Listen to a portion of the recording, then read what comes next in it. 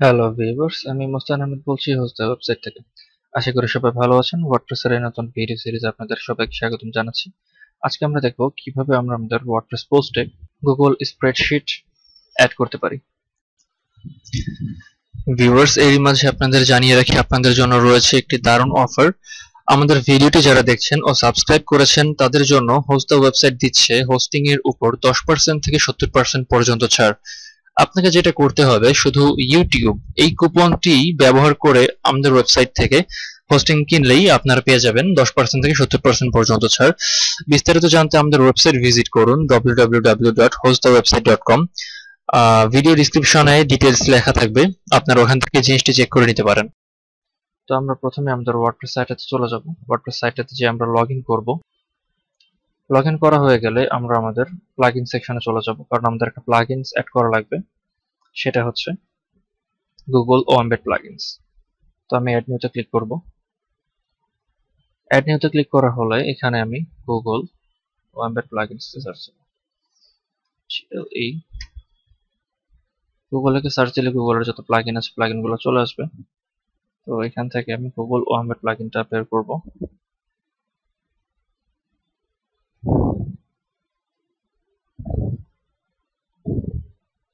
এখানে দেখতে পাচ্ছি যে অনেক পিছনে পড়ে গেছে, তো আমি গুগল ওএমবেড কিওয়ার্ডটাও লিখব।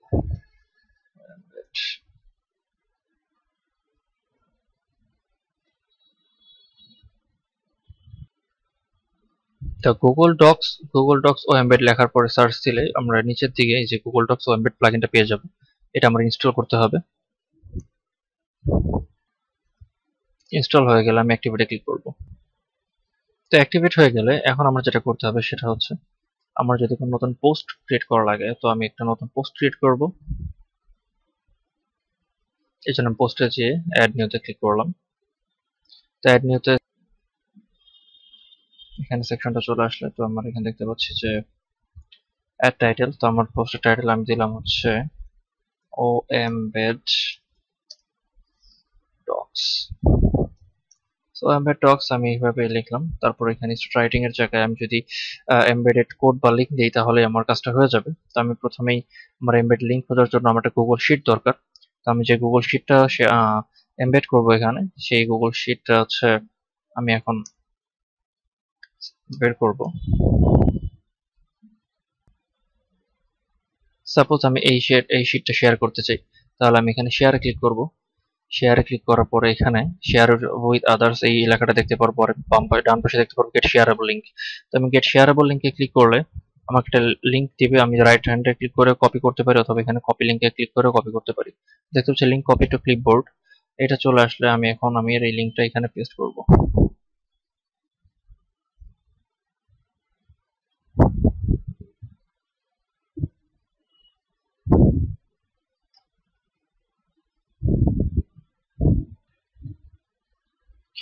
তো আমাকে যেটা করতে হবে বেসিক্যালি ওএমবেড ডক্স ওএমবেড এর মধ্যে গুগল ওএমবেড এর মধ্যে কিছুটা চেঞ্জ আসছে।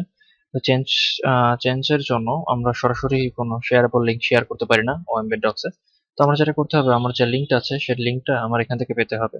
এই ফাইলের মধ্যে পাবলিশ টু দ্য ওয়েব এই সেকশনে আমার আসতে হবে। পাবলিশ টু দ্য ওয়েবে ক্লিক করার পরে এখানে আমার অপশন দুইটা আছে, লিঙ্ক আর এমবেড। তো আমি এমবেডে ক্লিক করব। এমবেডে ক্লিক করার পরে এখানে এন্টার ডকুমেন্ট সেকশনটা আছে, এন্টার ডকুমেন্টে ক্লিক করার পরে এই যে আমার কোডটা আছে এই কোডটা আমার নিতে হবে। তো আমি কোডটা নিব, তারপরে আমি এটা কপি করব। কপি করা হলে এবার আমি এটা আমার যে এমবেড এখানে পেস্ট আছে এখানে পেস্ট করব।